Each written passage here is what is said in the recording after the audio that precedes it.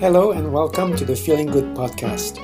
I am your host, Fabrice Nye, and joining me here in the Murrieta studios is Dr. David Burns. Hi, David. Hi, Fabrice. Dr. David Burns has been a pioneer in the development of cognitive therapy, and he is the creator of the new team therapy. He is the author of Feeling Good, which has sold over 5 million copies in the United States and has been translated into over 20 languages. He is an emeritus adjunct clinical professor of psychiatry at the Stanford University School of Medicine. This is episode 34 of the Feeling Good podcast. We are going into the second part of the methods section, the methods phase. And we left our listeners last time expectant with the externalization of voices, which is going to happen today. And we did a few more methods in this segment. So would you want to say a few words about this? Yeah, I'll comment briefly on them. I just want to make a general comment that we've broken this session down into little pieces that are like 30 and 40-minute podcasts, and there are going to be 5 or 6 of them to cover the session. Some people might get the mistaken idea that this therapy was carried out over 6 or 7 or 8 weeks or something like that because the podcasts are taking that long. But in point of fact, this is the Team CBT is a new approach to therapy, which in my hands, at least, and many of my students, is a vastly faster form of therapy than traditional cognitive therapy or almost any type of therapy that's ever been developed. And this was just a single session on one day that the podcasts are about. And the goal is to complete the most of the therapy or all of the treatment in a single session. Yeah. In fact, I timed it was 2.5 hours. Yeah, exactly. Now, after an initial lengthy session, my first sessions with people go sometimes an hour, 45 minutes, or sometimes like this one, 2.5 hours. But my goal is to kind of complete the treatment. Yeah. But then they might want to come back for tune-ups or to work on other issues after that. But those can usually be much shorter, normal length sessions. But we're attempting to get all of the major portion of the treatment done in a single setting, and that's likely to be a very unfamiliar concept to most people in the general public and most therapists as well, who are trained to think that therapy has to take weeks, months, or even years. And also that a session has to be 50 minutes. Yeah. In my experience, it's been hard for me to squeeze all of this into 50 minutes. Yeah, and there was never any research that led to the 50-minute hour, and from my point of view, it's a kind of silly and poor construct.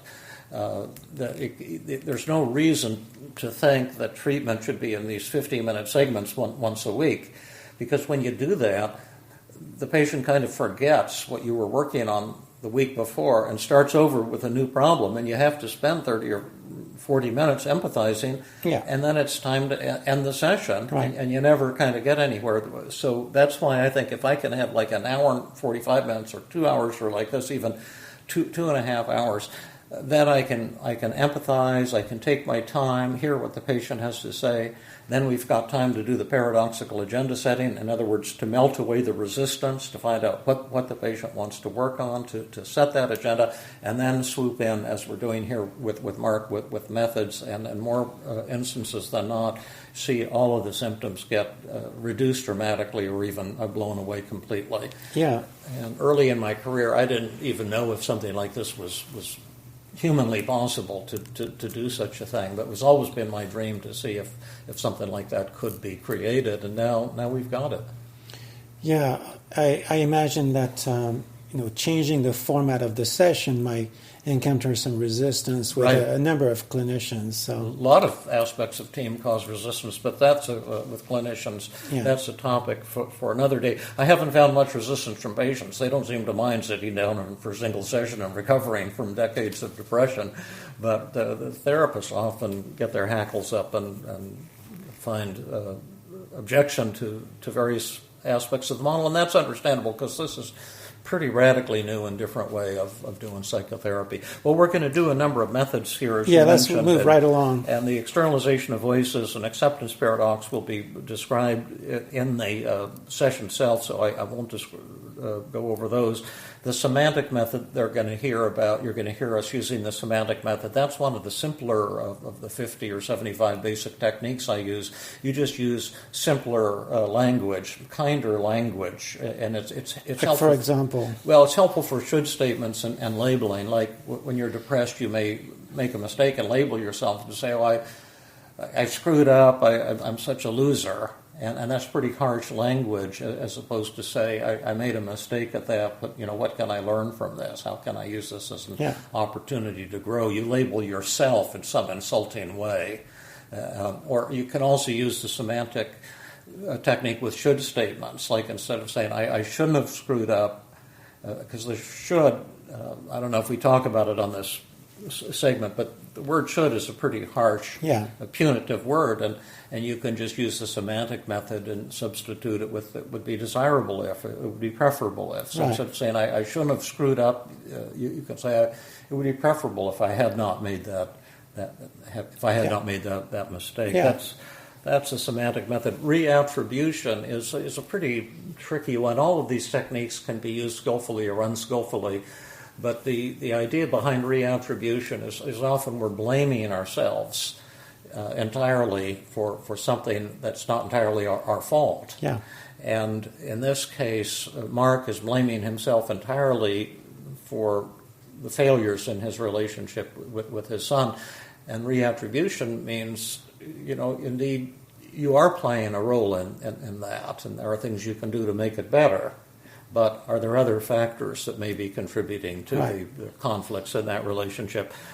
And then we also talk about the internal solution and the external solution. The internal solution is for Mark to stop beating up on himself and to accept himself. Which is what we've been doing all along. Yeah, that's what this podcast is about. But after that, then he may still want to work on the relationship with his son. That's the external solution. And so we refer to using something called the relationship journal and the 5 secrets of effective communication would be tools to help him pinpoint exactly what he's doing that causes the problem in the relationship with his son, and to see exactly what he can do to immediately develop a more loving relationship and with Jill his son. gives a little bit of an example of how he could be speaking with his son.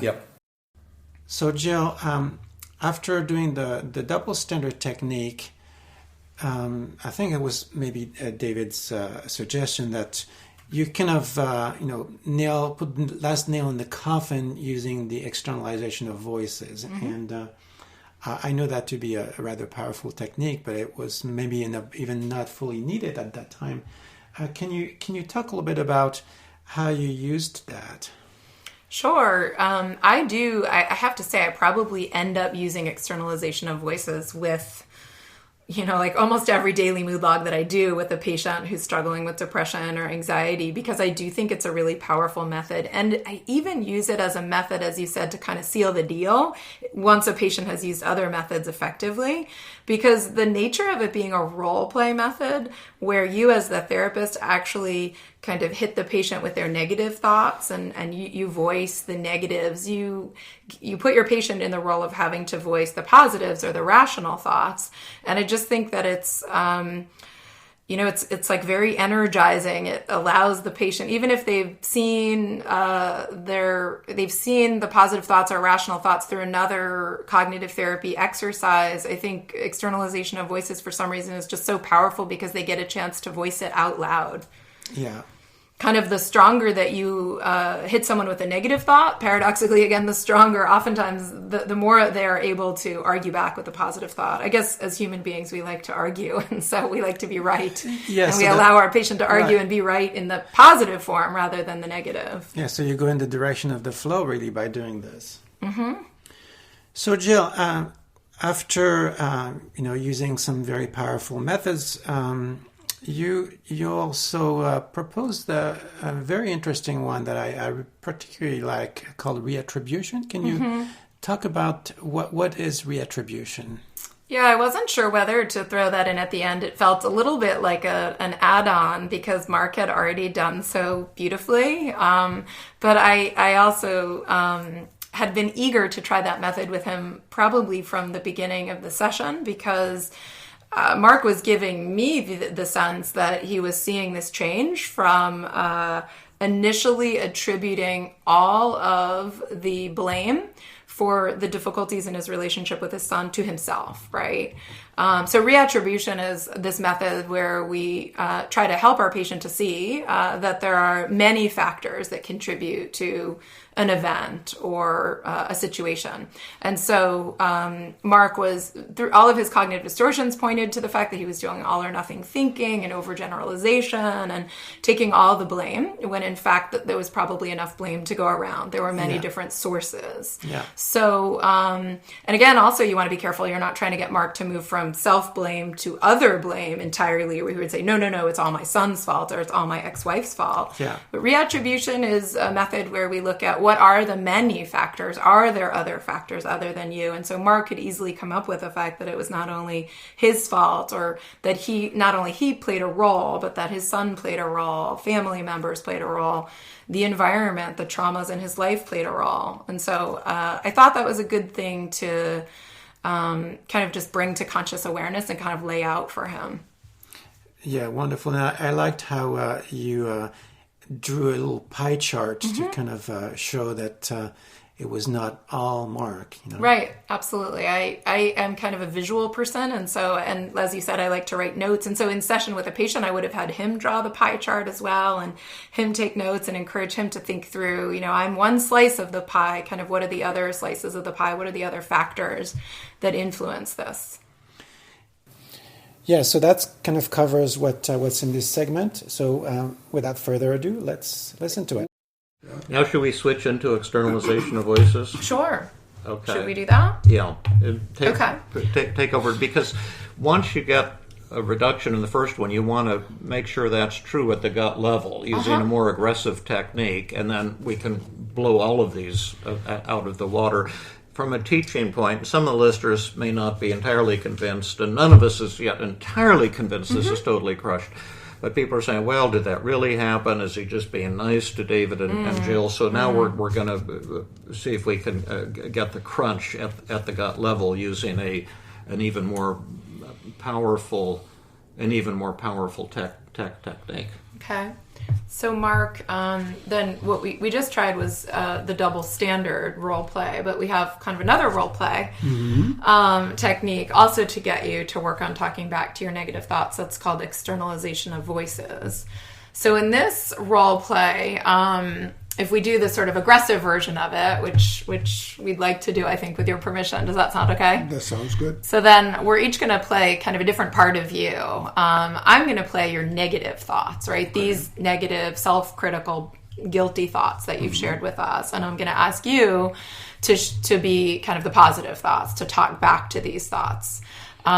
So we're both going to be Mark. I'm going to be kind of negative Mark, and then you're going to be positive or rational Mark. Okay. Does that make sense? That sounds okay. Okay. And I'll also just point out that there are a variety of different ways that you can respond in this role play. Sometimes it's really helpful to use what we call self-defense, which is really kind of arguing back about the validity of the thought. No, that's not true because of this. Sometimes it's helpful, like David was modeling, to use some self-acceptance. That was kind of the case of saying, I do have some defects and I'm not perfect and I am partly responsible. And sometimes the most powerful response is like a combination of the two, where we're kind of saying, well, this part isn't true. I think that's actually what we did in the last role play. It's not true that I have a brain defect, but at the same time, yeah, sure, I have some responsibility for this. So sort of integrating some self-defense and self-acceptance. Does that make sense to you? Makes sense. Okay.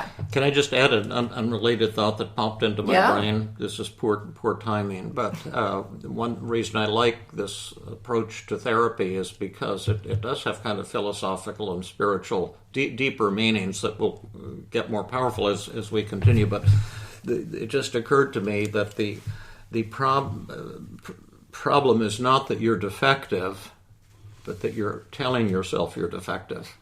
Correct. That self-blame and that beating up on yourself causes the demoralization, and you pour energy into that as opposed to using energy, to feel joy and to think of ways, if possible, to improve the relationship with your son.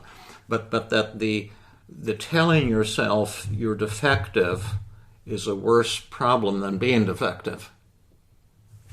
That'll probably occur later, but sometimes things like that pop into my brain. It makes sense to me, right? Kind of like that we've all got defects and we all make a lot of mistakes, but if we're constantly harping on ourselves or labeling ourselves negatively, obviously we're going to feel a lot worse. Like you've said things in groups sometimes that really inspired me, where you've used self-disclosure, and once you recently, I guess, snapped at one of your kids or something like that, and then called yourself a bad mother or something like that, and and then you decided to change the way you thought about it. To just remind us of that. Sure. That's an example I always use with patients. It's like, it also speaks to this method of either labeling, which is a cognitive distortion, or using this method, be specific. It's kind of the idea, like, in the morning when I'm rushing to get ready for work and getting my kids ready for school, sometimes I get impatient and I'll snap at my son. And then I could be driving in the car after dropping them at school and really beating myself up and saying, you're a bad mother and you shouldn't do that, and feel obviously then as a result really kind of crappy about myself and down and guilty.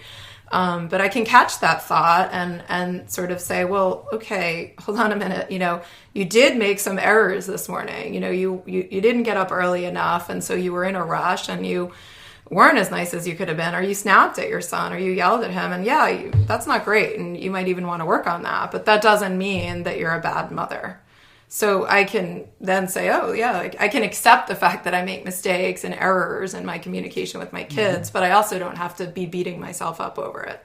An absolute statement that I'm a bad mother. Right, that I'm a bad mother. That's what brings me pain, not saying I snapped at my kid. It's like, I'm sure. defective. The most suffering, you're telling yourself, I'm defective. And that's it. As if you had this self that could be measured, as opposed to specific issues to focus on. Well, let's go into externalization of voices. Okay, so let me see if I can jump back. I was telling you about the roles, right? Yes. That I would play the role of kind of negative Mark, and you would be the role of positive Mark, and then I was saying there are different ways of responding to self-defense, acceptance, or some combination of the two. Yes. Okay. So, and then also the only other thing I'll add, and then let's jump in, would just be that I'll hit you then kind of with a negative thought. I'll say it at you. Remember, these are your thoughts, not my beliefs about you. And you'll respond. And if you get stuck at some point also, you can always ask for kind of like a role reversal, and David or I could try kind of helping you out and suggesting some positive thoughts that might be helpful. Okay, Mark. So I just wanted to remind you then that there's something defective in your brain that has prevented you from having a close relationship with your son. I'm not sure if there has ever been an external proof of that. Yes, I do believe you that it is a thought in your mind that... In my mind. In my mind, that I'm defective, but I'm not aware of a proof for that. And come to think of it, I have mentioned it to people who are actually professionals in this field, and the ones who care about me said, no, that it just is not right. It cannot be true. And the ones who were professionally dealing with me without being that close of a friend or something have said the same thing. There has not been any proof for that, besides my own conviction. And now that I'm thinking about it, maybe blaming it on a hole in my brain is a cop-out. I cannot resolve the issue otherwise, so I say, forget about it. There's a defect. Okay, Mark. So who would you say won that exchange then? Was it you, you positive Mark, or me, negative Mark? No, I think my argument was much was much stronger. Yeah, we like to ask then, if you think that you won, was it big or small? I think it was big. Yeah, and David likes to say big or huge. I think it was huge. I'm not sure how one can argue effectively against it. Okay, awesome. Now, once it gets to huge, then as the therapist, now you're on a roll, and we're going to roll right into enlightenment in all likelihood. Okay. And so we'll take turns, and I'm also the negative Mark, and I'm just going to hit you with another one of your negative thoughts. I'm going to try hard to knock you down. And again, the listeners might say, well, why don't you encourage him when he's on a roll? But actually, the most loving thing you can do when someone is beginning to get what I call the cognitive click, or this transformation, or where you begin to see things quite differently, is then hit the person with every negative thought that they've got so that they can blow them all away. And so, Mark, I'm of course Mark too, and I'm the negative Mark, and I know you beat that Mark over there on that defect in your brain, but what I'm going to tell you really is true, and that's that you're a failure. Now again, that's not David's thought about Mark. That's something you wrote down here in your daily mood log. And so, how are you going to talk back to? Well, it depends on the definition of failure. Altogether, I don't think my life can be considered a failure. Actually, it's been a series of making good on some hard situations, including raising my son. I don't think it's fair to call it a failure. Okay, who won? I think I did. Big or small? I think it was actually huge. Huge, okay. Yes. And why was it huge? Because to me it stands to logic, just to examine what has happened in one's life and just be fair, whether you call it a failure or a success. Yeah. We could model another way to talk back to that thought, or we can let it go. What do you think? Sure, why don't you model another way to talk back to that? Also, David, I do think it might be worth it to also hit Mark with a slightly different thought that I think really this was about, is even I've been a failure in my relationship with my son. Yeah, because I'm not sure. But the fact is you've been a failure in a relationship with your son. Sure, you got out of a politically dangerous situation and came to America and saved your son, saved your family. And you have a great career. You've had a great career, but the fact is you've been a failure in your relationship with your son, and that's a fact, and you can't deny it. I cannot deny that my relationship with my son is broken, terribly broken. But I have also learned that a relationship is between two people, and everything else, including the rope or the chain, that's between these two people. And when it is broken, it's not logical or fair to blame it on just one person in that relationship. Everybody may have their own share in it, including circumstances that is between them. So it is not true or fair to say that one person, myself, is the failure or the cause of all of this. Okay, who won? I think I did. Big or small? I think that huge. It was huge. Okay. Hard argument. Yeah. Now that was self-defense, and one could still defeat the thought with the acceptance paradox, which would be moving in the opposite direction. Yeah, why don't we have Mark write down what he came up with so we don't lose it, and repeat it maybe for all of us what that was, and then we could do a role reversal and have you model self-acceptance. Yeah. Do you remember what you said, Mark? Mm-hmm. Okay.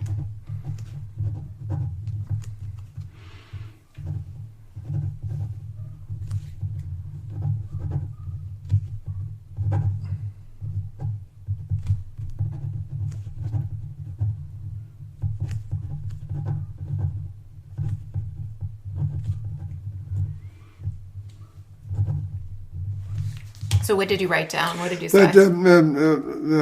My life cannot be labeled as a failure. And relationship is something that's between two people and all the other circumstances between them. How much do you believe that between 0 and 100? That's 100%. Right. And how much do you believe this? I'm a failure. I'm afraid that it just gets crushed and goes away. Okay. Well, now I'm ambivalent about. I think we should model. It can't hurt. Mark's already at 0. I don't think you're going to make him feel worse now by modeling self-acceptance. Right. So that's called the self-defense paradigm, Yes. and there's generally 2 opposite ways to crush any negative thought. One is through self-defense and saying that thought's a lot of bullshit. It's not really valid. And the other is to defeat it by finding the truth in it. And sometimes one is vastly more powerful. Sometimes the other is vastly more powerful. Sometimes they both work. Sometimes it takes a combination, but we can at least model it. So you be the negative Mark, and I'll be the positive Mark. Okay.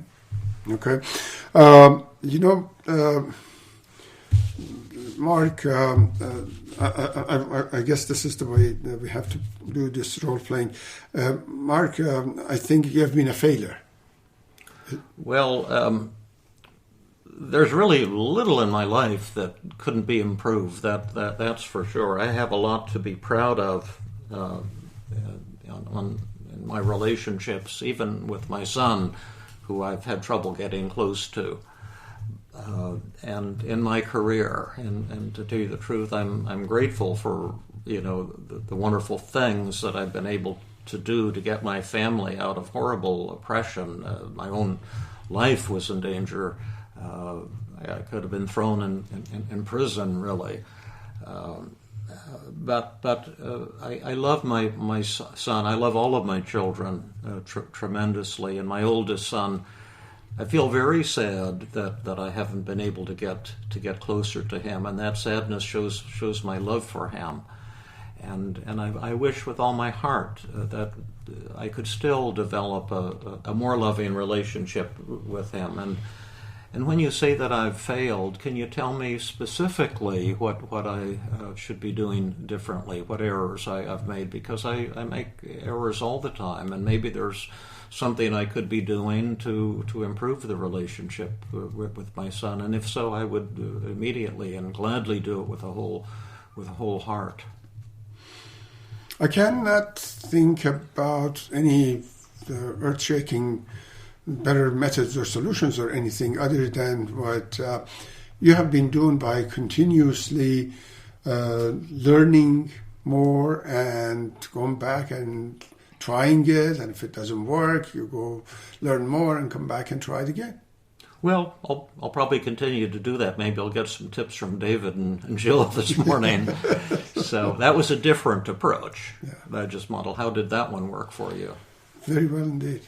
Yeah, it showed me that I have not given up. I have been doing what is the correct thing, even though I put a hole in my brain, but didn't stop there.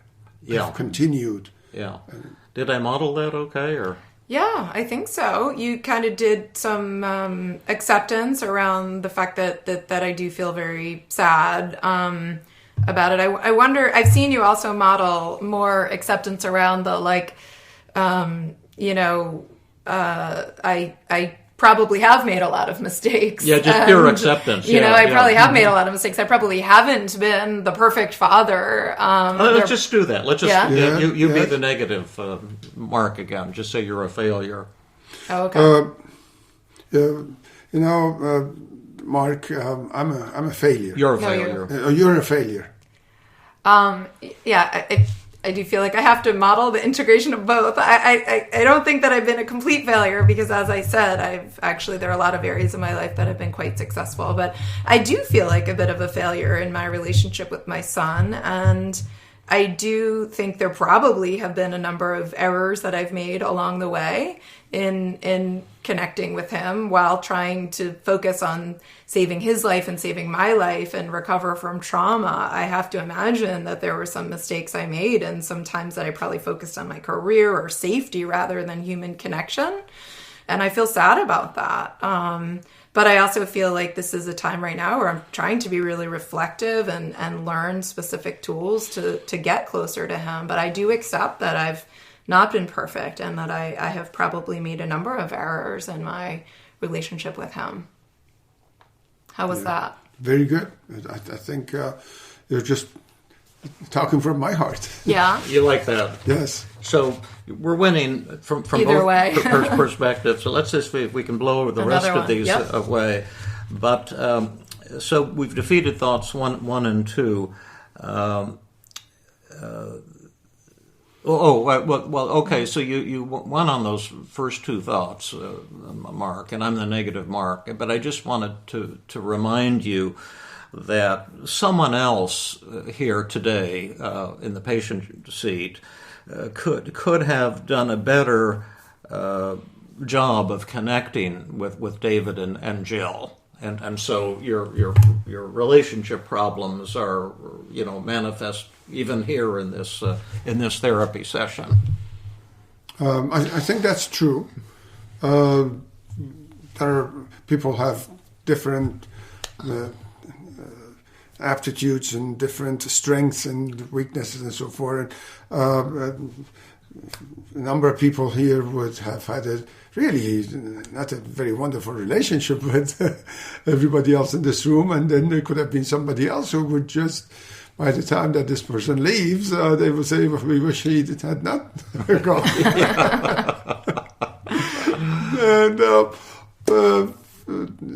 And I fall somewhere in between. Yeah. So who won? I think I did. Big or small? This is, again, another huge. Yeah, huge. Yes. Okay. You can write that down later. We'll just move fast so we get to the end of this. So okay. Cue number 4. So Mark, this should not have happened to you because you are a very caring person. This difficulty in your relationship with your son, it shouldn't have happened to you because you're such a caring person. Yeah, bad things happen to good people, and just this, I tell everybody else that the should statements are really ludicrous, and I still, in the back of my mind, it seems like it just came out. It seems like I have the same thing, that it wasn't fair that it happened to me, and it's a distorted thought. It has no place in reality. So who won? I think I did. Big or small? I think this was also very big. Yeah. I'll show you a quick answer. Another, just hit me. This shouldn't have happened to you. No, Mark, this should not have happened to you. Well, I wish it hadn't happened, and I wish even now the problem could get corrected, because I'd love to have a better relationship with my son. Yeah. Does that help? Yes. I'm just converting the should into a preference. The should is a kind of absolutist kind of thing. Yeah. We also call that the semantic technique, right? Where we kind of pull out the should statement and replace it with different language. We can also say it's working on acceptance. It's instead of, when we say this shouldn't happen to me, it's like I'm not accepting. It's as if there were some rule that says bad stuff isn't supposed to happen to me, or I'm supposed to be close to everyone that I want to be close to, right? And the should statement is almost insisting that reality cannot be the way it is, and so instead we move to acceptance with the semantic technique. I really wish that I were closer to my son, and yet the reality is I don't have as close a relationship to him as I would like to have. As we're talking, it just occurs to me that should statement means that there is somebody else up there who makes all the decisions about our lives, and that someone else should not have done this to me. Let that happen to you. Right. Yeah, that's another cop-out. Yeah, exactly. Exactly. Okay. And then the final one. Okay. I'm not sure about this one, David, because I'm not sure if it's distorted, but Mark, other family members contributed to your conflict with your son. Yes, they did heavily. Good. Yeah. Who won? It's a fact. Yeah. Yeah. I wondered actually, could we do a real quick, given all of that, a real quick demonstration of reattribution? Yeah, sure. With that, because I don't know, it kind of pulled so Mark, I've been kind of yearning to play this out with you for a second, and then maybe we can come back to this. There's this method called reattribution. I'm not even sure, David, if I do it the way that you do, but I like to think of there's this there's this pie, there's this circle that represents not being close to your son. And I'm thinking that we've talked about probably a number of different factors that contribute to not being close to your son. And when you came in here today, you basically said, it's me. It's all me, and it's my defective brain. And I was thinking you've come up with a number of other factors that might actually play a role in how close you are to your son. Yeah. And I wondered if we could just kind of jot those down, and almost like, I like to think of it like a pie. And so we say, there's some percentage of it certainly is your responsibility, right? The way that you interact with your son. And what are other factors? So let's give a slice to Mark. What are other factors that contribute to how close you are to your son? My son himself. Okay, right, because actually you told us in the beginning that your son seems to have some difficulty connecting with people. Am I right? Oh, yeah. Right, so son, so Oliver. What else, though? You just kind of mentioned one other factor. Relatives. So that would be like what, ex-wife and her family members? Correct. And you think they have, in fact, contributed in some way to you having a poor relationship with your son? Particularly the relatives. Okay. And anything else? Are there any? I think at some point you mentioned like external factors. Yeah, I think were there other things? I think the biggest portion in my mind goes to how life is. Yeah, trauma. Yeah, life. Yeah, just sort of like the reality of life. I cannot. I should not. Another should statement. Expect to have perfect and the highest level of relationship with everyone, my children being part of those everyone. That's how life is. That's how human relationship is. Okay. So that there's a part of this that you're responsible for, right? And then there's other factors that we can attribute this difficulty to. Your son himself and the role he plays, family members who've exacerbated the conflict, and then kind of life circumstances, things that have happened. Right. Is that right? Correct. Yeah, so I guess I would only say after looking at that, it just reinforces this work we've already done, which is to say that it's not entirely my fault. Yeah. Is that? That's very true. It's not. Yeah. Yeah, I have my part on it. Like David was saying, I am defective, but to blame it all absolutely 100% on me as if I'm the master of the universe is just a distorted thought. Yeah, is that helpful? Yes, very much so. One last one that I want to have here. I know poor Fabrice is giving us shut up, we're out of time messages, kind of.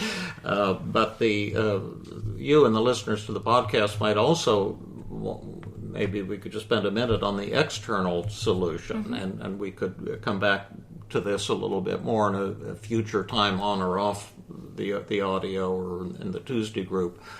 But instead of using the energy to blame myself, could we think if there is something that one might do even now that a little different that could even here lead to a better relationship with the son? And we have to go really fast on this, but my hunch is that often when people have a conflict, they keep trying to improve, to solve the problem, which keeps the problem alive. And you could say, the son will tell me about your wife or your girlfriend or whatever, and this awkwardness perhaps happens, and the breakthrough doesn't happen. And people sometimes overlook just changing the focus, the technique of bringing to conscious awareness the failure that you feel, and then the I feel statements to share.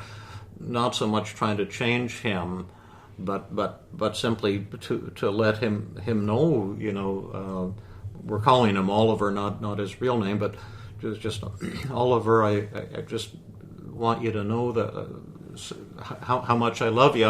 I'm getting older, and I've struggled so much to get closer to you, and I've often felt like I've failed, and I sometimes feel guilty and ashamed because I dreamt of having a different kind of relationship with you, and I often feel kind of lonely, and maybe never get a chance to share some of those feelings with you in a kind of a sadness, because I think I am proud of you and I do love you, and I'm wondering, I suspect you think about it sometimes, and maybe you're disappointed in me or angry with me, or have noticed some of that awkwardness between the two of us. And what has it been like for you?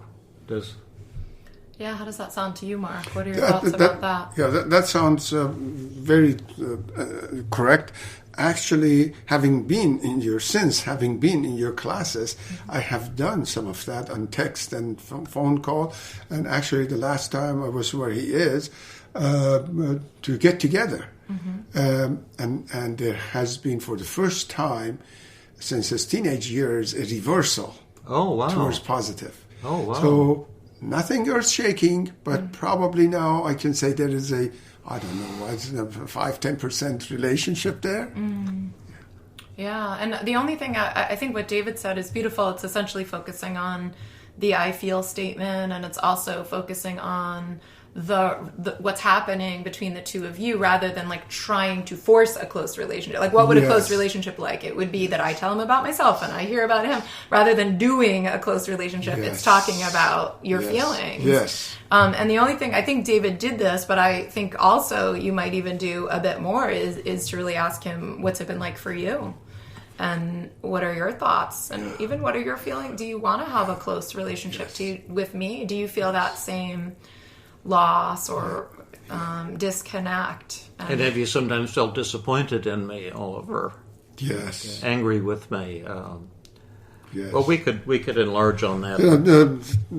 Two things that brings it to my mind very quickly is that for the second part, I've been scared of anger all of a sudden coming out. That he would share angry feelings with you. That he would just, erupt in anger.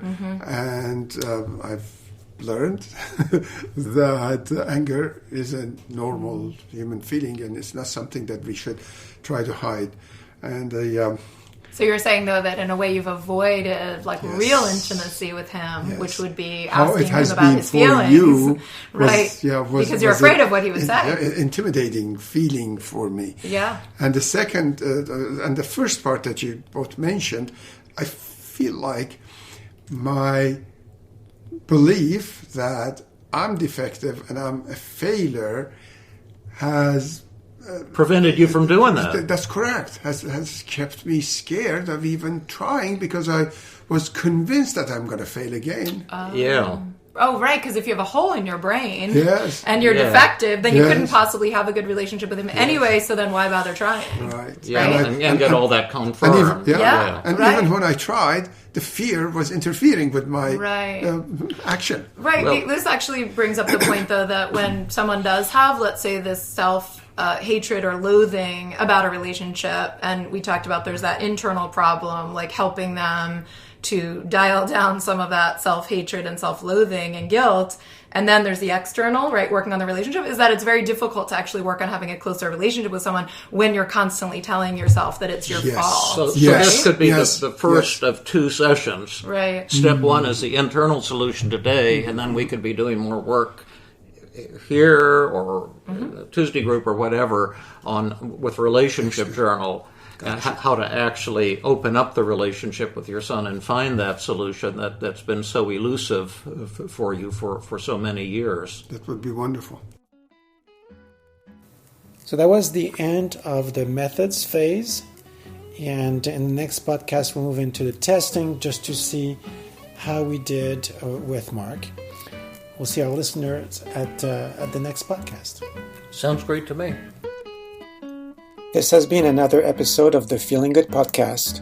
For more information, visit Dr. Burns' website at feelinggood.com, where you will find the show notes for this podcast under the blog page, and where you can leave your comments and questions.